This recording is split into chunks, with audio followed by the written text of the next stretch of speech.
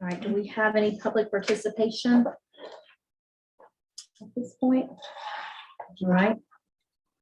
Are there any changes to the agenda this evening? Okay.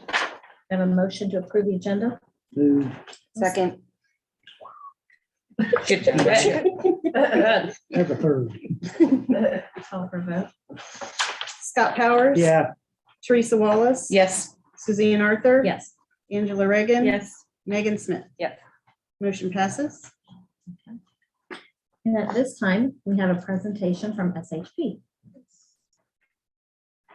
Mr. Todd Thackeray is here from SHP.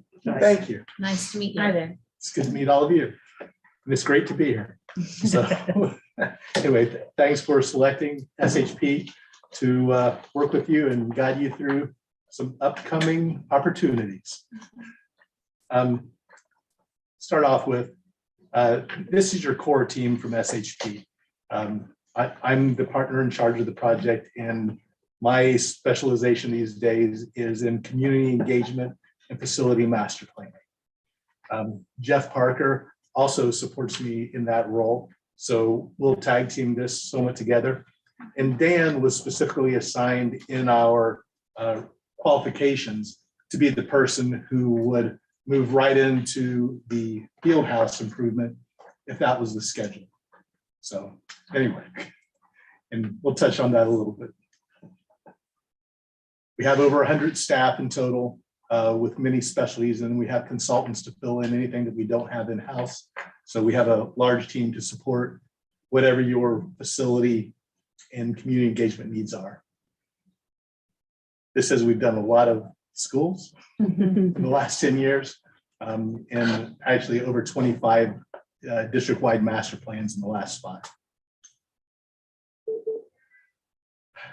We actually wrote the book. It's called The Schoolhouse of Quality on Community Engagement with Public School Districts. That was actually in 1990. And I remember that even still. But again, we're one of the top educational design firms in the country, and we're very happy to be working with you. We love to work more locally too. So happy to be here, especially on this beautiful evening.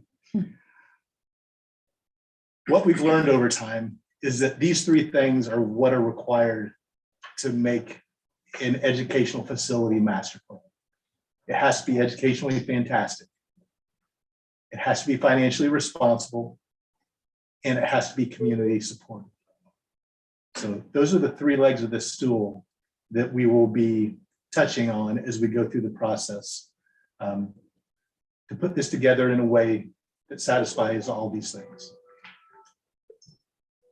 And we have a lot of engagement tools and specialties within our firm. The one that is most applicable to you all and in this initial process is we will set up a web page with your branding on it that we will put all the product of the processes there for anyone and everyone to be able to access. So this is an open and transparent process. Nobody's trying to hide anything. This needs to be community driven and supported. So this is what we think the schedule might look like. And understanding that this is really your 3rd phase of participating with the Ohio Facilities Construction Commission, they become the gatekeeper of the schedule. So I don't know if the laser works on this. Well, actually, it doesn't work on that. Never mind. Bad things happen when I press lasers on these things. Oh. Maybe not on this technology. On most smart TVs. Yeah, anyway, things go bad. Interesting. Well, it's a PDF too, so that might help. But Yeah. anyway, Yeah.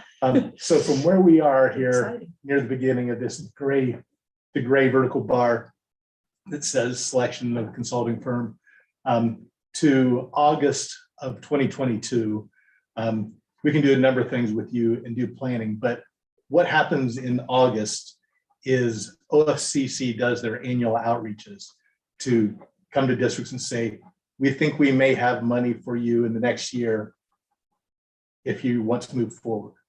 So at that point, you tell them yay or nay. And if you say yay, which the hope is you do, because everything sort of fits together very nicely if that happens, then you move on into having the district steering team plan, schedule, and lay out when, where, who will be involved in what the red bar, which I call a community advisory team. So the steering team sort of guides the process and does some of the work behind the scenes and works with OFCC and gets all that data assembled. I call it a financial advisory team right below that. That's Inga and Sabrina. And then whatever specialization they pull in, from the bond world and things like that, that help us understand the implications of the dollar amounts that we're coming up with. The third blue bar going across is Sabrina, bringing the educational vision that is the future of your district, how this all looks to this process, to feed into this and help guide and make sure that the products and the things that the master plan options that are considered by the community are read in about how that affects education. Okay. The red bar going across is community advisory team. And this is where everything becomes integrated. So all the information produced from those pieces above and from the pieces coming from below come into that community advisory team. And this is a broad representational group of your community. The ideal team is proportionally representative of all the stakeholders of your community. And I'll list some of these later, but it's often in the 30 to 60 person range. So, and it can be bigger if you need to. It's as small as it can be, but as large as it needs to be representative and get the voices of your community into this. Okay. And by far, that's not the end of engaging with the community, but these people we will ask to commit to meeting 5 or 6 times over 6-7 months and really understand building conditions, enrollment implications, the implications of various options that are considered, and even extra things to be considered, like how the field house component overlays into the master plan. Because this involves sites too and locations. And anyway, so from the green outreach there in August, the next critical piece from the state will be the enrollment in October. So they base your official enrollment projection on the October count each year. So that's critical for them and critical for you because that's what they base the enrollment projection off of, which drives everything. So that's really the most important piece coming in, which you don't have a lot of influence over, but we have managed that before to get an adjustment in the enrollment if there is something that is blatantly missed or undercounted or something like that, or under projected. Okay. There are a couple of yellow bars down there, and I'm showing 2, could be 3, community forums, where you share with your community everything that's going on as we go through the process. So they understand what the issues are, understand what the opportunities are, and work through this with you and provide input into the process. So this allows anybody and everyone in the community to participate in real time. And at the end of this, so from starting in August, the state will want an answer in April of the following year of what it is you want to do. So that's where this basically ends with this community advisory team. Some representation from that group I would recommend be the ones that come back and recommend to you. So your community members recommending to you what the consensus is about a future facility master plan for Greeneview. May have told the rest of my presentation in that slide. So anyway, this is a brief overview of the steering team, typically superintendent, treasurer, up to 2 board members, and anyone else that you think is critical to have it in here involved in the scheduling and meeting with OFCC and producing some of the sausage gets sent to the community advisory team. Financial advisory team, I already mentioned that. Inga and Sabrina. The educational visiting team, Sabrina. And this is a description of the community advisory team.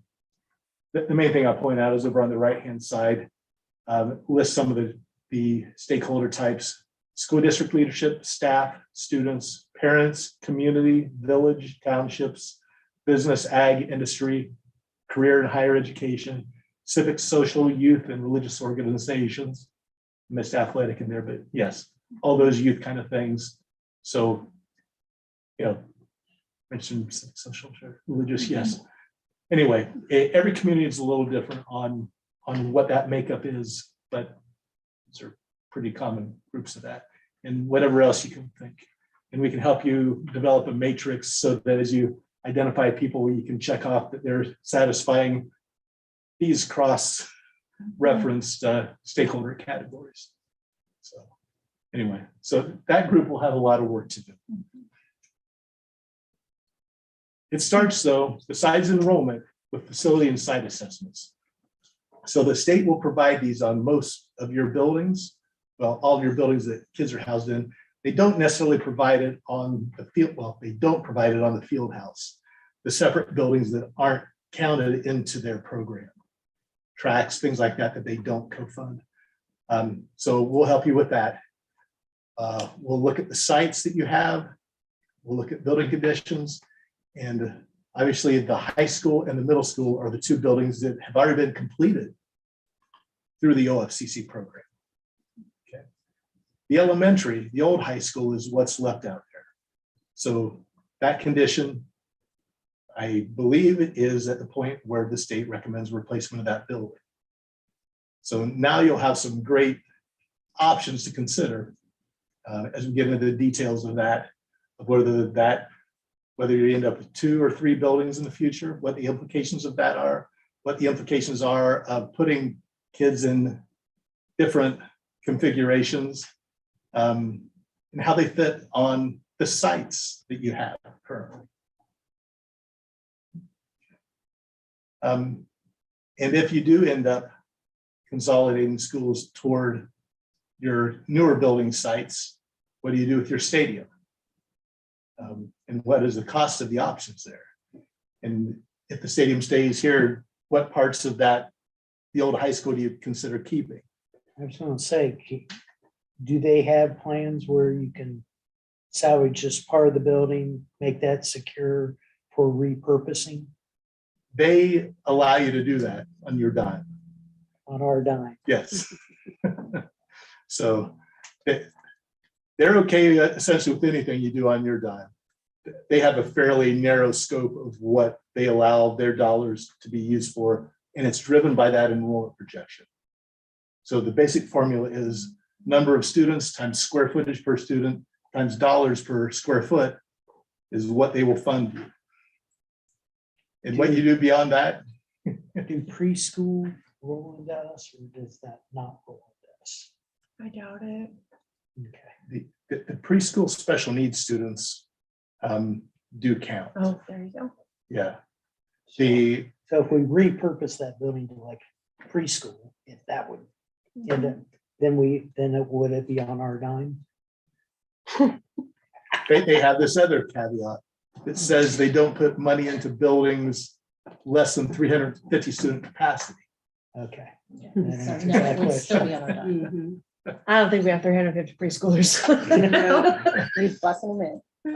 But I'll throw out that one of the options that you could consider is keeping this building as an elementary building with full renovation. So even though it exceeds 2/3, there's a process, if you have a compelling reason to keep that you could get approval to. So there are so many options. But that's what we get to go through. Once you say go and the state says go, we'll help you through that. Okay. Any questions on your existing facilities? Okay. You have some opportunities though. This is sort of a diagram of how I view the process. I see this as a big hopper or a sieve, where at the top of this, you put in everything. Any ideas, they're all good at the beginning. And then we continue to run this through sieves of educational appropriateness, of cost, of all these pieces, of community acceptability. And you start to weed out some pieces by consensus. And you eventually get this down to the green bar where you have options, which may be a couple different options for your district configuration. It could be one or two options for district configuration, and it could include athletic and extracurricular options, like stadiums, like ball fields, like those kinds of things. And then we test those, work it through the process with your community to test those things to see where there's high levels of support and see where there's weak support. Because ultimately, I think the mechanism in this to make anything happen is a bond issue. Some type of money has to come from somewhere. And that's sort of the typical process in the state of Ohio, unless somebody wins the lottery and donates, that kind of thing. Those are always, never seen anybody say they wouldn't accept that. But anyway, so we test those options and then we feed that back into the community advisory team to make a recommendation. Okay. And a couple of you should be on that community advisory team too. So anyway. All right, we get down to that concept testing. So eventually it gets down to surveying the community about where the high levels of support are and where people begin to tend to not support something. And this is often both based on what the product is, what the master plan is, and what the cost is. So you're testing options and you're testing costs. Okay. It's back to that schedule. So this takes about 8 months from the time the state says go. And the ideal thing about this, if it happens in this time frame in 2022, your ESSER funds can fold into that relative to solutions related to your field house and other non-co-fundable pieces. Again, just more SHP advertisement. And it's about educationally fantastic, financially responsible, and community supported. And that's what this process will deliver for you. Thank you. Questions? On your schedule where you were talking about board members being on each of those things, should we mix up the board members or should it be the same board members on each of the committees? It's up to you. I mean, because every board member has different interests and things like that. I just was thinking, the more we get on there, the more well-rounded we will be, and then we could answer community questions around the public. The main pieces are on the steering team and the community advisory team. So.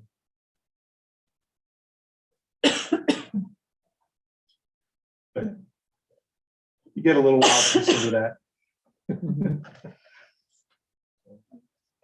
Anyway, but we will go ahead. I recommend going ahead and getting with Valerie Montoya, your state representative, and just getting on the same page and maybe doing a little lobbying for for support to and see what a crystal ball will say about when the state might engage with you.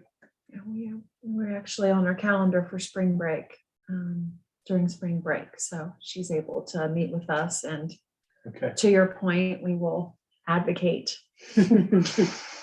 for our spot in the pecking order. No, that's great. All right. Thank you very much. Thank you. Thank you. Thank you all. Thank Look you. forward to We're working looking with you. forward to working with you too. Thank you, Mr. Jackie.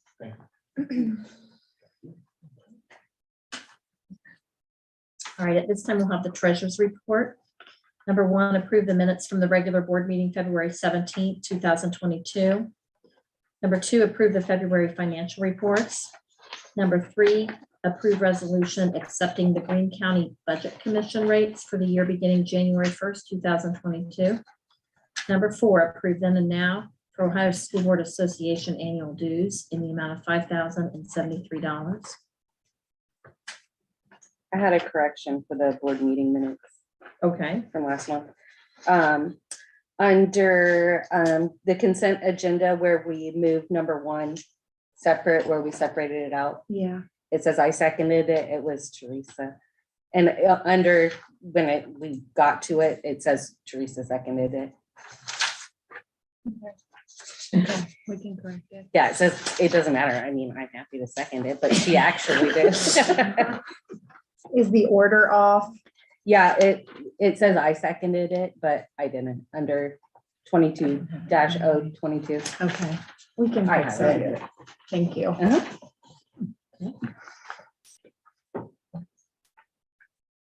I'll move. I'll second.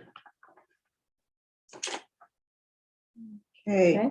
Teresa Wallace, Yes. Suzanne Arthur, Yes. Angela Reagan. Yes. Megan Smith Yes. and Scott Powers. Yeah, Motion passes.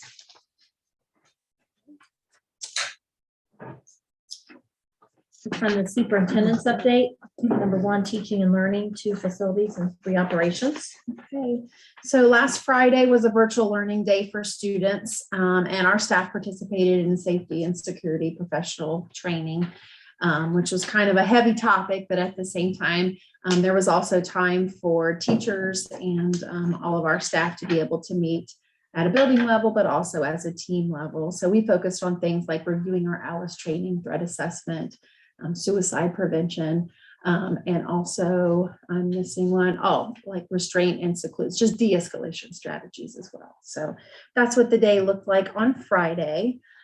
Just wanted to mention that on March 8th, the district participated in the Ohio Heritage Council Fine Arts Festival, which was on Tuesday. Almost 200 students participated. It was a pretty long day, but I want to give a special thanks to Mrs. Beam, Mr. Bush, and Mr. Gonzalez for all of their hard work and their efforts for that day. This spring, the district is planning for, as we've been talking about the new guidance associated with the dyslexia guidebook, and although dyslexia kind of rings in the special ed realm, like we're really looking at that as a regular education initiative about making sure that our reading instruction is effective. And so the sense of urgency on our part, and I know Mrs. Arthur, you know this well, is what diagnostic we're going to use for the dyslexia screening, as well as how to accomplish the training. So it's going to require 18 hours of training in grades K-3 for the upcoming year. So we'll be brainstorming and be prepared for that next year. With the 22 and 23 calendar that was approved, we'll start to plan for our professional learnings for next year. So we know where all those time blocks are. We know what all of our topics are. So now we need to start building out the professional learning for next year as well. We'll do that at our administrative meetings and also in consultation with curriculum. High school scheduling has begun and will continue to carry on into next week.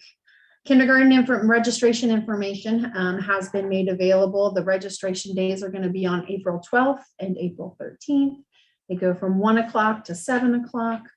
And additional information is on the website to explain what that process looks like and to explain what materials are needed at registration. And then from there actually is a second academic screening that takes place on May 26th and May 27th. We're starting to plan for summer school programming that would look similar to what it looked like last year in grades 1st grade through 8 at the middle school. Right now, tentative dates, we're still, again, like I said, we're planning looking at June 13th through July 1st. There's actually an MOU for your approval on the agenda to approve the rates for the teachers to participate in summer programming for that. You've got a brochure in your packet that Ms. DeWitt has put together with some of the pictures we've had and just some of the highlights from the year. And actually, she and Mr. Jacob George, our special education supervisor, they attended the Dayton Area Consortium Job Fair on Saturday and were able to distribute the new shiny pamphlets that we have. There were more, I think, than 350 job seekers at the fair, and we collected around 100 resumes. Really? So it was quite the event. I know they were very busy in terms of just having conversations and letting folks know about Greeneview and the opportunities that we have and what our district's about. So very much appreciate those two that went the extra mile to kind of advertise for Greeneview schools. And like I said, there are 100 resumes sitting in my office. So time well spent, and thank you. We're starting to plan for negotiations. It's a negotiation year for both certified and classified staff. Certified dates are still undecided. We'll determine those after spring break, and we've identified June 1st as the first day for classified negotiations. COVID update, we are maintaining 0 positive cases in the district. And actually at this point, it's not a requirement anymore for me to report that data to Greene County Public Health. Yeah. I thought I'd close out with facilities. So I just want to thank SHP and Mr. Todd Thackeray for attending and providing the presentation this afternoon. There is a resolution under new business on the agenda. And essentially that resolution is just to accept SHP as our preferred professional design services. There's no amount on that resolution, but it does then provide the opportunity for Inga and myself to move forward with the professional design services and to kind of negotiate and navigate that through with SHP. A lot, so much, again, depends on what the OFCC, our conversation during spring break. The timeline even that you saw tonight, has the caveat of certainly, again, all of that is contingent upon where OFCC says that we stand in line. Since we're holding off on major renovations to the field house, one of the things that we're working on right now is looking into having somebody come out. Can't remember if that's during spring break or around that time, to have someone come out and take a look to get an estimate on painting the interior and the exterior. And then working back from that, making sure we do a deep cleaning. So just looking at a thorough cleaning, a fresh coat of paint. And then once we can kind of identify the timeline for that, and also working with Mr. Reinhardt and juggling when's the best time for our athletes. There's never really a great time, but just just some minor updates and maybe some aesthetic things to get us through. Just some of the items that I know you're aware of. We've got high school boilers at the high school that we believe that we've identified the root cause with and understand how to provide maintenance to those to get them working properly. What was first, we thought was more a significant problem at the high school with the chillers is not as significant as we thought that it was. There are still issues, but again, we feel good about identifying that root cause and being able to find solutions to get those 2 pieces, boilers and the chillers, running. So I am hopeful that again, we've got to the root cause and we'll be able to have some sustained improvements with those pieces. Mulch is starting to move into the playground. Unfortunately, the bus garage project still did not pass inspection. There are 3 to 4 plugins on the fence that need replaced. So that is still ongoing. We are close. We're just waiting for the inspection again. And then when looking at the additional bus trailer project of the new trailer, and where we had talked about some minor fencing work as well to expand the parking lot, I am hopeful, I am still conversation with Prodigy that we could possibly place that trailer elsewhere where we would not have to extend the parking lot and therefore not have to pay for additional fencing and extra gravel. So I'm still working with them and to see if there might be a better placement for that trailer that would salvage the parking so that we wouldn't have to accommodate for more parking. And I believe that that concludes my superintendent's update. Of course, next week is spring break and wishing everyone, an enjoyable, some well-deserved time off and hopefully some good weather. Thank you. Thank you so much. All right, and now for new business. Number 1, approve Greene County ESC contract for fiscal year 2022-23 in the amount of $1 million. Number 2, approve Mavecca contract for broadband internal connections for $102,089.24. Number 3, approve the course catalog for the high school curriculum. Number 4, approve the MOU between Greeneview Schools and the Greeneview Classified Education Association regarding travel during additional calamity days. Number 5, approve the MOU between Greeneview Schools and the Greeneview Education Association regarding wages for summer school teachers in the summer of 2022. Number 6, approve the resolution for professional design services with SHP for the field house renovation and the master plan study. And number 7, approve the following student for payment in lieu of transportation for the 2021 and 22 school year. Kaylin Bowers, Wilmington Christian Academy. Any questions or a motion? Trying to think if I have questions. I think I'm I'm okay. waiting yet. No, I'm Pretty okay. straightforward. The contract with the ESC is similar to last year. There's a little bit of increase in cost, but we also added additional mental health therapy services. The Mavecca contract is not the internet itself, but really the devices for that. Of course, catalog, of course. Hopefully we don't need the calamity days MOU, but just in case we were at a spot there where there could have been. Of course, the resolution for SHP, summer school that I mentioned. I'll move. I'll second. Okay, Suzanne Arthur, Yes. Angela Reagan. Yes. Megan Smith, Yes. Scott Powers. Yeah, Teresa Wallace. Yes. Motion passes. Okay, personnel. Number 1, accept the resignation of Terry Garinger, high school teacher, effective May 25th, 2022. Number 2, accept the resignation due to retirement of Terry Pickering, elementary school teacher, effective March 1st, 2022. Number 3, accept the resignation of Keith Bean, district maintenance, effective March 11th, 2022. Number 4, approve Paul Thompson, high school teacher, as a home instruction teacher for the 2021-22 school year. Number 5, approve to rescind the contract of Michael Holston as the high school reserve baseball coach. Number 6, approve to rescind the contract of Colton Piper as the assistant high school track coach. Number 7, approve the following supplemental coaches for the 2021-22 school year. Max Mulligan, high school assistant track coach. Number 8, approve the following classified substitutes for the 2021-22 school year. Paul Thompson, van driver, Billy Joe Travis, custodian. Number 9, approve the following certified substitutes for the 2021-22 school year. Zachary McLeod.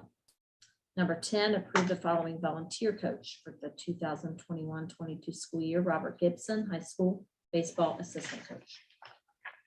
did we just hire that maintenance supervisor? He was an Not long assistant. ago. That's the assistant. Keith Beam is the assistant. Yes. He's Okay. not the He's new. assistant. Also, the supplement Okay. guy. I was He's the wondering that assistant. too.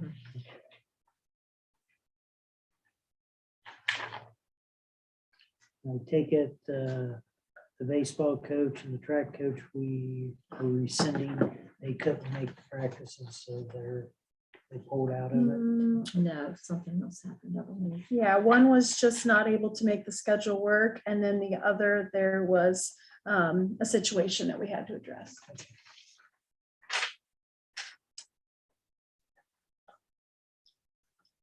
That's all I had. Anything else? You have a motion? I'll move. I'll second.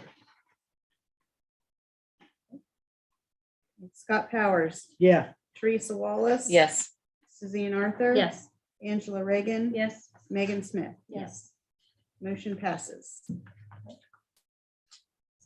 At this time, is there any discussion or comments or questions? Okay. So at this time, we will move into executive session to consider the employment or compensation of a public employee or official. and then And there will be no business after the executive session. I'll second.